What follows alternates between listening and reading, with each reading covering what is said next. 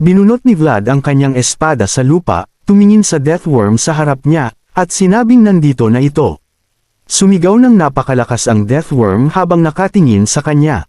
Muli itong sumugod sa ilalim ng lupa, at tumalon si Vlad sa gilid upang iwasan ang mga batong lumilipad patungo sa kanya. Pagkatapos nito, nakatayo na siya sa kanyang mga paa at patuloy na sinusundan ng halimaw habang dumudulas siya sa lupa. Sinabi ng boses na hindi na niya dapat isipin ang pagpapatuloy sa laban, kailangan na niyang umatras. Hindi pa sapat ang lalim ng kanyang mundo upang harapin ang halimaw na ito. Ang pagpigil sa halimaw ay sapat na. Tumingin si Vlad sa mga kabalyerong paparating at sinabing alam niya iyon. Tumingin siya sa kanila at naisip niyang malayo pa sila.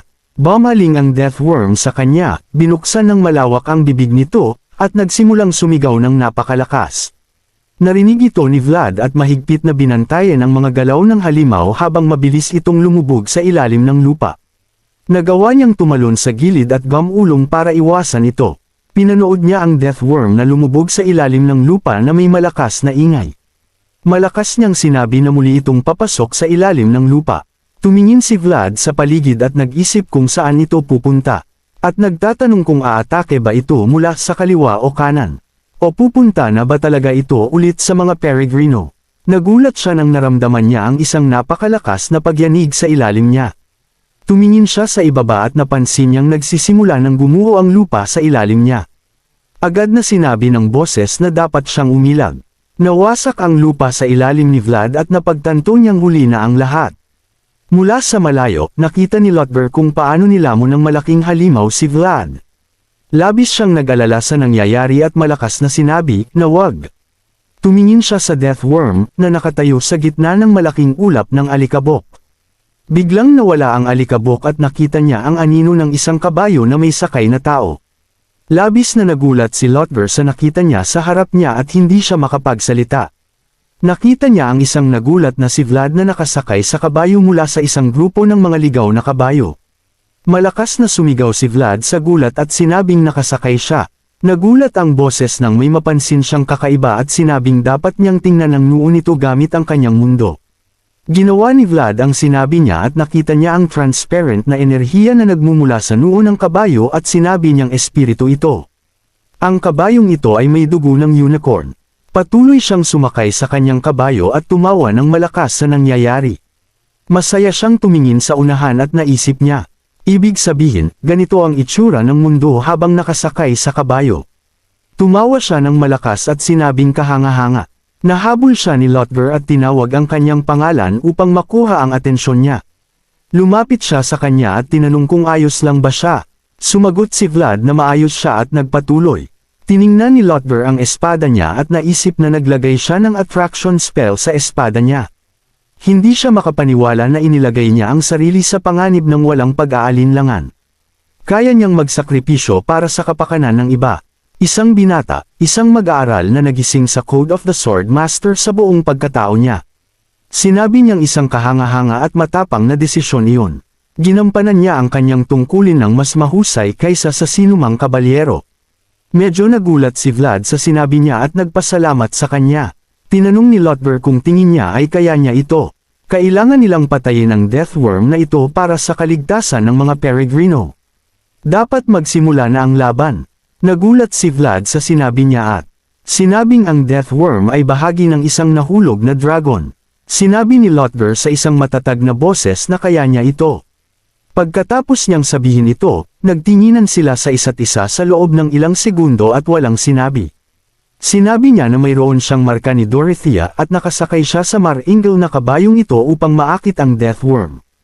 Tiningnan ni Vlad ang mukha ng kabayo at nag-isip kung kaya ba niyang manatili sa itaas. Napansin niya na nakatingin din sa kanya ang kabayo at naisip niyang hindi siya nag-iisa. Ganito nito pinuprotektahan ang kanyang kawan, tulad ng pagprotekta niya sa mga tao. Magaling kung gayon ay dapat nilang gawin ito. Sumang-ayon siya at sinabing kaya niya itong gawin. Sinabi ni Lotber na dapat siyang kumari pa sa paligid ng burol at bumalik sa kanya. Maghahanda siya sa kabilang panig. Si Vlad, na may isang napakatatag na ekspresyon sa kanyang mukha, ay kumari pa patungo sa burol na gusto niya at sumang-ayon kay Lotber. Humiwalay siya sa grupo ng mga kabalyero at pinili siya ng halimaw bilang target nito. Lumingon siya, tumingin sa Deathworm, na patungo sa kanya. At sinabing maganda ito dahil sumusunod ito sa likod niya. Nagsimulang kumari pa ng napakabilis ang kanyang kabayo patungo sa burol. Labis na nagulat ang mga kabalyero at nagtanong kung anong klase iyon ng bilis. Isang maliit na ngiti ang lumitaw sa mukha ni Lotber habang nakatingin sa kanya. Sa panahong ito, patuloy na nakasakay si Vlad sa kanyang kabayo at binabantayan ng halimaw na sumusunod sa kanya. Sinabi ng boses na dapat niyang ibaba ang espada, at ipakita sa uod na nandito siya sa pamamagitan ng pag-vibrate sa marka. Ginawa ni Vlad ang sinabi sa kanya at kinaladkad ang talim ng kanyang espada sa lupa upang maakit ang atensyon ng halimaw. Nagsimula siyang sumigaw ng malakas habang nag-iiwan siya ng marka sa lupa gamit ang kanyang espada. Habang ginagawa niya ito, sinabi ng boses na dapat niyang tingnan ito. Sinusundan ng dragon ang kanyang liwanag. Kasabay nito, bumaba si Lotber at sinabing dapat nilang dalhin sa ligtas ang mga peregrino. Ang iba ay dapat maghanda, sakali. Sumang-ayon silang lahat sa master at ginawa ang sinabi niya sa kanila. Nakita nilang lahat si Vlad, na kumari pa patungo sa kanila, at nag-iwan ng marka gamit ang kanyang espada. Siya ay hinabol ng Deathworm, na sumisira sa malaking burol na pinutol niya. Tumingin si Lotber sa kanya at naisip na lumalapit na sila. Ipinikit niya ang kanyang mga mata at hinawakan ang espada sa harap niya gamit ang isang kamay. Habang ang kanyang katawan ay nababalot ng napakalakas na apoy, hinampas niya ang talim ng espada gamit ang kanyang daliri, na nagiging sanhi ng pagiging lava ng lupa sa ilalim niya. Patuloy na pinangungunahan ni Vlad ang halimaw sa harap niya, at labis na nagulat sa nakita niya sa harap niya. Hindi niya maalis ang kanyang mga mata sa nangyayari at nagtanong kung ano ito. Nakita niya ang napakalakas na apoy na nagmumula kay Lotber na nakatayo sa lava. Sinabi ng boses na pansamantalang pinalawak niya ang kanyang mundo. Ang mga kabalyero lamang na lubos na nakakakilala sa kanilang sarili ang makakagawa nito. Mas kakaiba siyang kabalyero kaysa sa inaakala nila. Patuloy na tinitingnan ito ni Vlad ng may labis na pagkagulat. At naisip na napakatindi nito na madaling masunog ang buong mundo niya. Patuloy na hinahabol si Vlad ng halimaw at sumisigaw ng malakas. Ngunit bigla itong nakaramdam ng isang bagay. Dahil sa napakalakas na takot na naramdaman nito, bigla itong huminto at huminga. Nagsimula itong manginig sa takot na napansin ni Vlad. Nakatingin ang halimaw kay Lotber na naglalabas ng malakas na enerhiya. Sinabi ng boses na masama ito. Nakita ng Deathworm ang isang banta sa kanya. Naisip ni Vlad na hindi ito maaaring magpatuloy. Masyadong mahina ang kanyang mundo upang maakit muli ang atensyon ng halimaw. Biglang nagsimulang lumingon ang kanyang kabayo, na lubos na nagpagulat sa kanya. Nagsimulang kumari pa ang kabayo ng Pycot, na lubos na nagpagulat sa kanya at nagtanong siya kung saan ito pupunta. Dahil sa mga galaw ng kabayo, nagsimula ang pagyanig, at nagsimulang makuha ulit ang atensyon ng Deathworm. Labis na nag-alala si Vlad sa nangyayari at malakas na sinabi na masyadong mabilis ang Deathworm para sa kanila. Malakas na ingay ang ginawa ng kabayo at ang nakita niya ay lubos na nagpagulat sa kanya.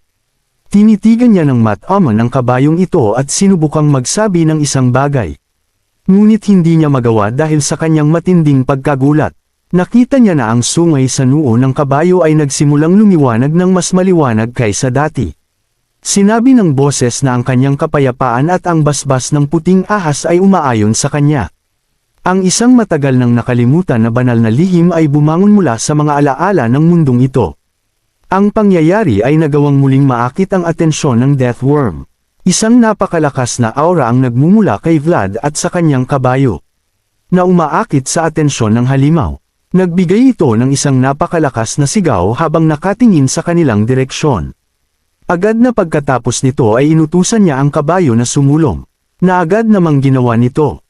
Isang unicorn na walang sungay at isang kabalyero na walang kabayo. Sa abot tanaw kung saan sila nagkita, naging sila. Patuloy na kumari pa si Vlad patungo kay Lotber, na nakatayo ng tahimik at nagkokonsentra. Sinabi ng boses na hindi ito sapat. Ang mundo ni Lotber ay unti-unting lumalakas. Ito ay usapin lamang ng oras bago mawala ang atensyon ng Deathworm. Ninangat-ngat ni Vlad ang kanyang mga ngipin dahil nakaramdam siya ng isang bagay at naisip niyang naabot niya na ang limitasyon. At hindi na niya kayang maglabas pa ng aura mula sa kanyang sarili. Patuloy siyang kumari pa, nang bigla, ilang kabalyero pa ang humabol sa kanya mula sa likod. Lumapit sila sa tabi niya, at isa sa kanila ang malakas na nagsabi na hindi sila maaaring sumuko. Kaagad pagkatapos nito, sabay-sabay nilang inaktibo ang kanilang aura at may iba't ibang kulay na enerhiya ang lumabas sa paligid ng kanilang mga mata. Sabi ng boses, sapat na raw iyon.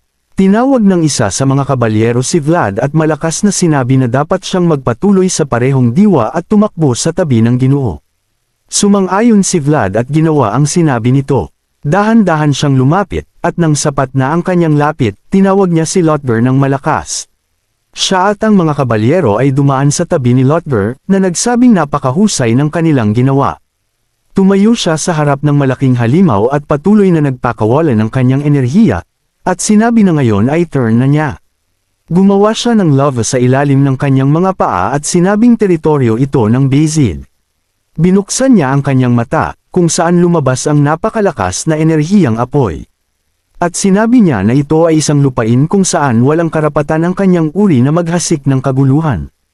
Inihataw ni Lotber ang kanyang espada at isang firestorm ng nakakatakot na kapangyarihan ang lumabas sa paligid niya.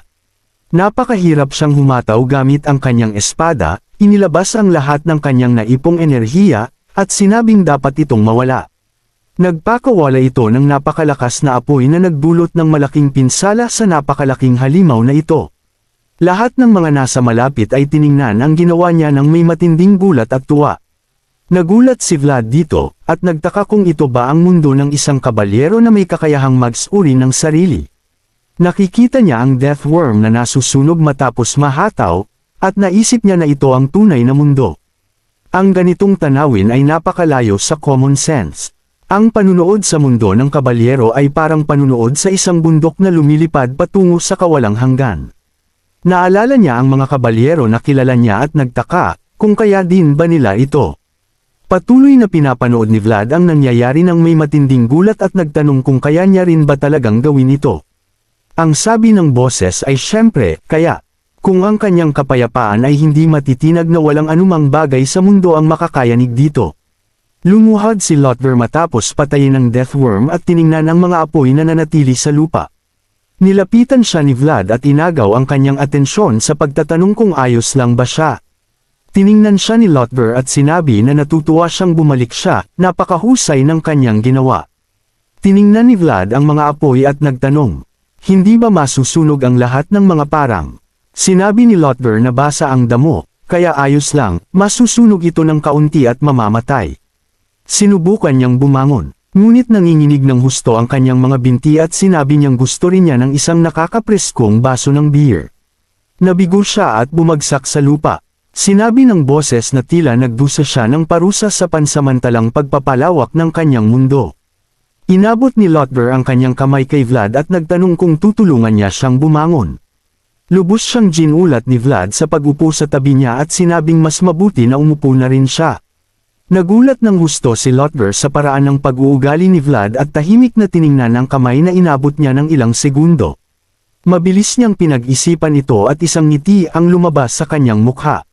Sinabi niyang lumalabas na siya ay isang mahusay na mangangabayo. Bagamat nakarinig siya ng mga tsismis na kabaliktaran nito. Sinabi ni Vlad na sa tingin niya, hindi ito tungkol sa kanya. Pareho silang lumingon at tumingin sa kabayo na sinakyan niya kamakailan. Sinabi ni Lotber na ito ay isang espesyal na kabayo. Pareho silang bahagyang ngumiti at sinabi ni Vlad na alam niya. Iyon, sasabihin na sana niya ang isang bagay, ngunit dahil sa isang suntok sa ulo. Sinabi ng kabalyero na gumawa nito na napakaganda nito. Sapat na upang talunin ang kanilang mga mag-aaral. Napakahusay ng kanyang ginawa. Magkikita silang muli. Nahihiya si Vlad dito, bahagyang ngumiti at nagpasalamat sa kanya para dito. May tumawag sa kanya sa pangalan. Inakit nito ang kanyang atensyon at kaagad siyang lumingon patungo sa boses. Napansin niya si Father Andreas, na kasama ang iba pang mga pilgrim, ay lumapit sa kanya. Tumayo si Vlad, yumuko sa kanya at sinabi na natutuwa siyang ayos lang sila. Tiningnan siya ni Father Andreas nang may ngiti at sinabi na, Malinaw na sa kanya ngayon. Naalala niya ang nakaraan at sinabi na alam niyang nakita na niya ang liwanag na ito dati. Liwanag na tumagos sa hindi malampasan na kadiliman. Hinawakan niya si Vlad sa kamay, lumuhod, at sinabi na nagpapasalamat siya sa kanya. Lubos na naguguluhan si Vlad sa nangyari at hindi alam kung paano tumugon dito. Ipinikit ni Father Andreas ang kanyang mga mata ng may ngiti at tinawag ang Panginoon.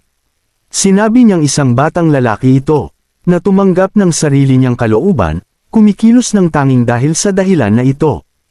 Ang lahat ng mga pilgrim ay lumuhod din at sinabi niya na dapat niyang aliwin ang isa na nagtanggol sa kanyang mundo at bigyan siya ng biyaya sa pamamagitan ng kanyang awa at habag. Sa kasalukuyan, maraming puso ang tumutok sa isang liwanag.